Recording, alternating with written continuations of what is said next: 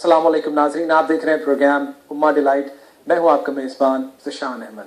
Programme में आप तमाम नाज़रीन को दिल की गहराइयों से खुशामदीद कहते हैं और हमेशा की तरह आज के प्रोग्राम का आगाज़ भी उसी उम्मीद के साथ करते हैं कि हमारे तमाम नाज़रीन इस वक्त जहां कहीं भी हमारा ये प्रोग्राम देख रहे हैं, आप खैर वाफियत से होंगे।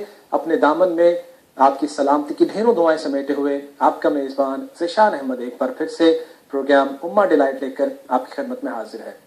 नाज़रीन, आज के प्रोग्राम का जो हमारा मौज़ूए गुफ्तगू होगा वो ये होगा कि हमारे मुल्क में आए रोज़ ऐसे बेशुमार वाक़यात पेश आते हैं, हमारे देश में रोज़ ऐसे ऐसे काम हो जाते हैं जो दुनिया के किसी और मुल्क में नहीं होते। हमेशा ये कहा जाता है कि जिन लोगों के हाथों में मुल्क की भाग दौड़ होती है वो लोग मुल्क के साथ बड़े मुखलिस होते हैं, उनको अपने मुल्क से बहुत प्यार होता है। इसीलिए आवाम अपने वोटों के ज़रिए उन लोगों को चुनती है जो मुल्क की भाग दौड़ बड़े अच्छे तरीके से चला सकें।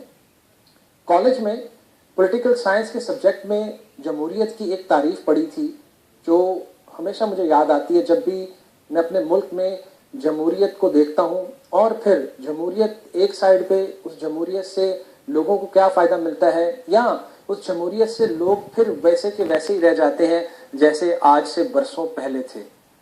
उस जमहूरियत की तारीफ कुछ यूँ थी कि जमहूरियत एक ऐसा तर्ज हुकूमत है जिसमें लोगों की हुकूमत लोगों के ज़रिए लोगों पर ही कायम की जाती है। लेकिन यहाँ तो कुछ सिलसिला दूसरा ही नज़र आता है।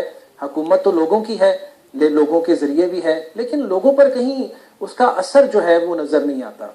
अगर हम महंगाई की बात करें तो वो भी अपनी जगह वैसे की वैसे ही कायम है। अगर हम लोड शेडिंग की बात करें तो लोड शेडिंग भी अपनी जगह वैसे की वैसे कायम है। अगर हम बेरोज़गारी की बात करें तो रोज़ाना न जाने कितने ऐसे स्टूडेंट्स हैं जो डिग्रियां हासिल करते हैं और फिर दर दर की ठोकरें खाते हैं नौकरियों के लिए। उन्हें कोई 3 से 4 हज़ार की नौकरी भी नहीं मिलती। उन वालिदैन के बारे में अगर सोचें जो बच्चों की पढ़ाई पे लाखों रुपया खर्च कर देते हैं, स्पेशली अगर हम सरकारी कॉलेजेस की या सरकारी यूनिवर्सिटीज़ की बात करें तो उनकी हालत तो कोई इतनी अच्छी है नहीं कि वहाँ पे बच्चे तालीम हासिल कर सकें। अगर कर भी लेते हैं तो उनकी डिग्री को जो प्राइवेट इदारे हैं वो नहीं मानते। अगर हम प्राइवेट कॉलेजेस या यूनिवर्सिटीज़ की बात करें तो उनमें तालीम का मेयार कहीं अच्छा है, कहीं बेहतर है, लेकिन उन इदारों में तालीम हासिल करने के लिए लाखों और करोड़ों के फंड्स का होना बहुत ज़रूरी है। गरीब वालिदैन की हमेशा ये कोशिश होती है कि चलें हमारा बच्चा पढ़ लिख जाएगा, इस पर हम पैसा खर्च कर देंगे तो कल को इसे कोई अच्छी जॉब मिल जाएगी, इसे कोई अच्छी नौकरी मिल जाएगी। लेकिन हालात इसके बहुत बरक्स कि वो बच्चे जो डिग्रियां तो हासिल कर लेते हैं, प्राइवेट कॉलेजेस यूनिवर्सिटी से आला तालीम तो हासिल कर लेते हैं, लेकिन उसके बावजूद भी वो 4-4, 5-5 या 10-10 हज़ार की नौकरी के लिए दर बदर की ठोकरें खाते हैं। अगर हम सरकारी इदारों की बात कर लें जिनमें कौमी एयरलाइन है, रेलवे है, स्टील मिल है और जो बाकी सरकारी इदारे हैं, उनकी हालत भी बहुत नाकिस है। इलेक्शन से पहले यूँ महसूस होता था कि शायद पाकिस्तान में तब्दीली आ जाएगी। जब हम तब्दीली की बात करते हैं तो शायद हमारे बहुत सारे नाजरीन ऐसे होंगे जिनका ध्यान जो है वो शायद पीटीआई की जानिब जाता होगा। तो मेरा हरगिज़ ये मकसद नहीं है उनकी बात करने का, क्योंकि तमाम जमातें जितनी भी जमातें थीं वो तब्दीली का नारा लगाती थीं और ऐसा महसूस होता था कि शायद मुल्क में अब की बार तब्दीली आएगी। लेकिन नाजरीन, पाकिस्तान में इलेक्शन का मौसम गुजर गया।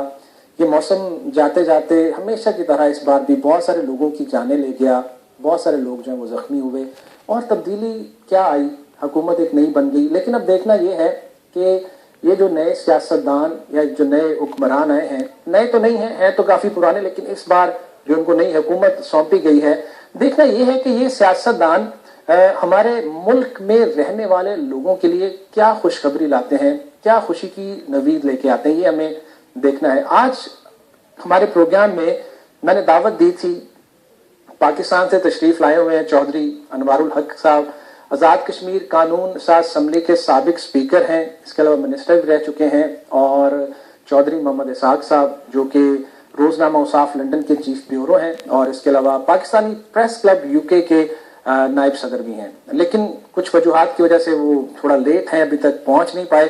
तो खैर प्रोग्राम का हम आगाज़ करते हैं और बात ये करेंगे कि आखिर हम लोग उन्हीं लोगों को क्यों चुन लेते हैं, या ये हम क्यों नहीं सोचते कि जिन लोगों के हाथों में हम मुल्क की भागदौड़ देने वाले हैं, क्या یہ لوگ ہمارے لیے کچھ اچھا سوچیں گے. اگر اس حکومت کی ہم بات کریں تو پچھلے ایک ہفتے میں پاکستان میں مہنگائی 2% زیادہ ہو گئی ہے. پاکستان پیپلز پارٹی کے دور سے اگر ہم موازنہ کرتے ہیں اس حکومت کا، تو ایک ہی ہفتے میں مہنگائی جو ہے وہ تقریباً 2% زیادہ ہو گئی ہے. تو خدا جانے کہ آنے والے ہفتوں میں، آنے والے مہینوں میں اور آنے والے سالوں میں یہ حکومت کیا ہمیں رنگ دکھائے گی اور ہمارے ملک کی جو صورتحال ہے وہ کس جانب جائے گی. پروگرام میں شامل ہوں گے آپ لائیو کالز کے ذریعے. ٹیلی ویژن اسکرین پہ نمبر آپ کے سامنے ہوگا، اس نمبر پہ آپ کال کریں گے تو پروگرام میں آپ ہمارے ساتھ شامل ہوں گے. آپ کے جو خیالات ہیں، آپ کے جو جذبات ہیں، آپ کے جو احساسات ہیں وہ پہنچیں گے امہ ٹی وی کے تمام ناظرین تک. پروگرام دیکھ رہے ہیں آپ امہ ڈیلائٹ ذیشان کے ساتھ، اور پروگرام میں ایک بار پھر سے آپ تمام لوگوں کو ہم خوش آمدید کہتے ہیں دل کی گہرائیوں سے. ناظرین، بات آج کے پروگرام میں ہم کریں گے جو سیاستدان اس ملک میں آتے ہیں، کیونکہ ایک بڑا گہرا اثر ہے اگر ہم تھوڑا سا اس پہ نظر ڈالیں. پاکستان کی سیاست ہو، چاہے وہ آزاد کشمیر کی سیاست ہو، ہماری وہ کمیونٹی اسپیشلی جو اس ملک میں رہتی ہے، یو کے میں رہتی ہیں، یا پھر ہمارے وہ پاکستانی جو یورپ میں رہتے ہیں، پاکستان کی سیاست کا ہماری اس کمیونٹی پہ بڑا گہرا اثر ہے. اور شاید اس کی ایک بہت بڑی وجہ یہ بھی ہے کہ اسی لیے سیاستدان جو ہیں وہ وقتاً فوقتاً یہاں کا رخ کرتے ہیں، یعنی یورپ کا رخ کرتے ہیں. کبھی وہ انگلینڈ آتے ہیں، کبھی وہ یورپ کے دوسرے ممالک میں جاتے ہیں. تو اس کی شاید ایک بہت بڑی وجہ یہ ہے کہ جب بھی کبھی وہ سیاستدان اس ملک میں آتے ہیں تو ان کی آؤ بھگت ایسے کی جاتی ہے جیسے کسی پیر و مرشد کی جاتی ہے. ایئرپورٹ سے لے کر ان کے واپسی تک ان کے رہنے کے بڑے بہترین انتظامات کیے جاتے ہیں، ان کے قیام و قیام کے بڑے بہترین انتظامات کیے جاتے ہیں. اور ایک چیز جو بڑی حیران کن ہوتی ہے وہ یہ ہوتی ہے کہ ان کی دعوتیں بڑی کی جاتی ہیں. بہت معذرت کے شاید ہو سکتا ہے کہ کچھ لوگوں کو میری بات یہ بری لگ جائے، کچھ لوگوں کو چھوڑ کے سیاستدان اور یہ جو پیر ہیں ان میں اب کچھ زیادہ فرق نہیں رہا. لیکن بہرحال یہ لوگ ان سے بہت ساری توقعات جو ہیں وہ وابستہ کر لیتے ہیں جی کہ آج ہم ان کی خدمت کریں گے، آج ہم ان کے لیے کچھ کریں گے. تو شاید ہو سکتا ہے کہ کل کو ہم جب پاکستان جائیں یا ہم کشمیر جائیں تو یہ لوگ جو ہیں وہ ہمارے کسی کام آ سکیں. ہم لوگ یہاں پر محنت کرتے ہیں، کوشش کرتے ہیں بڑی محنت سے. بچپن میں ایک مثال سنا کرتا تھی، ہماری کمائی جو ہے یہ بڑی ہماری خون پسینے کی کمائی ہے. تو یہ جو خون پسینے کی کمائی ہے اس کو ہم ایسے ہی لٹا دیتے ہیں. تو یہ ناظرین اس پہ آج ہم بات کریں گے. پروگرام میں شامل ہوں گے آپ لائیو کالز کے ذریعے، ہمارے ساتھ ہمارے مہمان بھی ہوں گے. ایک چھوٹی سی بریک لیتے ہیں، بریک کے بعد میں پھر واپس آتا ہوں اور واپس آ کے آپ اپنے مہمانوں سے آپ کا تعارف بھی کرواتا ہوں. تو ہمارے ساتھ رہیے گا. آپ سے ملتے ہیں ایک چھوٹی سی بریک کے بعد. اور جیسا میں نے آپ کو بتایا کہ آج کے ہمارے پروگرام میں ہمارے مہمان بھی ہوں گے، تو وہ ہمارے مہمان جو ہیں وہ بھی تشریف لا چکے ہیں، ان سے آپ کا تعارف بھی کروائیں گے. اور جو موضوع میں نے آپ کو بتایا وہ یہ ہوگا کہ ہماری پالیٹکس، ہماری سیاست اور اس سیاست میں ہونے والی جو کرپشن ہے اس پہ کس طرح سے آپ سوچتے ہیں، کس طرح سے جو ہمارے مہمان ہیں وہ کیا سوچتے ہیں، اور اسپیشلی آپ لوگ جس وقت آپ ہمیں ٹیلی ویژن اسکرینس پہ دیکھ رہے ہیں آپ اس بات کو کس طرح سے سوچتے ہیں. یہ ہوگا آج کا ہمارا موضوع گفتگو. تو آپ سے ملتے ہیں ایک چھوٹی سی کمرشل بریک کے بعد.